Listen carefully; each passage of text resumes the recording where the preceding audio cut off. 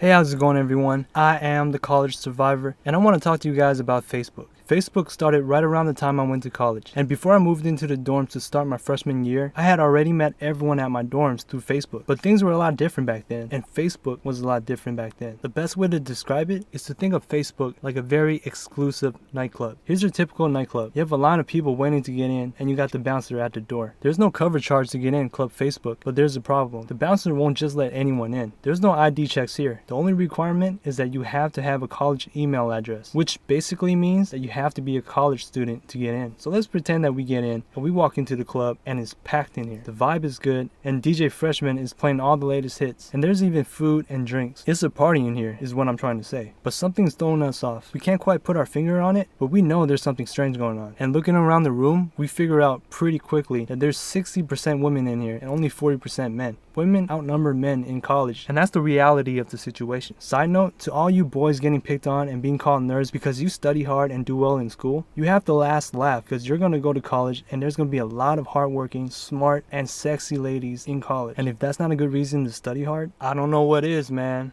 Alright, back inside Club Facebook. Imagine you're in a club with thousands of people, and if you went to a large university like I did, there's around 5,000 freshmen and 30,000 students altogether. Yeah, there's a lot of people in here. And sure, you came to the club with a few of your friends from high school, but you want to meet people. You want to interact with people who have had completely different life experiences, and people who see the world differently than how you see the world. Or you want to meet people who share your same interests and are more like you. But how would you find and meet all these people? There's so many people here, where do you even start? Well, fortunately for you, you're in Club Facebook. The whole point of Facebook is for you to network with people. In real life, it would be weird if you came up to someone you just met for the first time and you tell them everything about you, like your first and last name, your birthday, your screen name, or share with them a list of your friends, or let them see pictures of you. Generally, we don't do that because that kind of information is private. And remember, tonight's gonna be a wild night because we're in Club Facebook and we don't want everyone to see the pictures taken of us. We especially don't want our parents to see those pictures. But something Club Facebook does really well is that it makes us feel like we're in an exclusive club, and not everyone can get in. Even though everyone who has access to Facebook can see our information, not everyone has access to Facebook. And we know the bouncer outside won't let our parents or our younger brothers and sisters in. So in a way, the information we share is still private. And in this point in time, the term Facebook stalking didn't even exist. That's because we weren't stalking each other, we were networking. As a matter of fact, we put our information on Facebook because we want everyone to know about us. Having a ton of friends on Facebook was only like the coolest thing to do, even if you don't know half the people on your list. But that's alright because college students feel comfortable sharing information with other college students, and Club Facebook did a really good job at making us feel that way. And like I said, Facebook was really like an exclusive private club for college students, and MySpace was like the club next door who everyone could get into and was becoming more and more uncool each and every night. But then one night, Club Facebook decided to fire the bouncer. Facebook wanted to let everyone in, so now everyone with MySpace accounts and their sister, brother, mothers, and uncles and their grandmothers checks into Club Facebook. Let's call all these people who are not college students the others. The others eventually start to outnumber the college students. They're in here eating up all the food, drinking up all the drinks, and one of the others didn't like the song I was playing, so he goes up to DJ Freshman and asks him to change the song to something more his taste, some good old-fashioned bluegrass.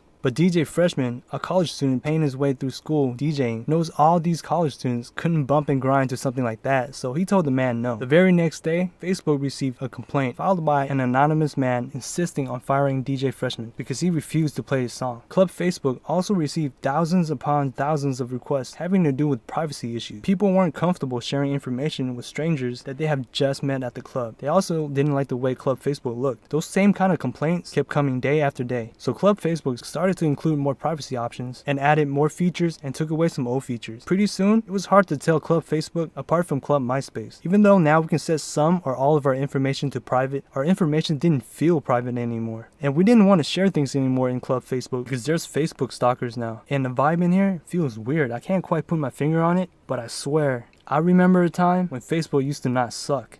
Those were good times.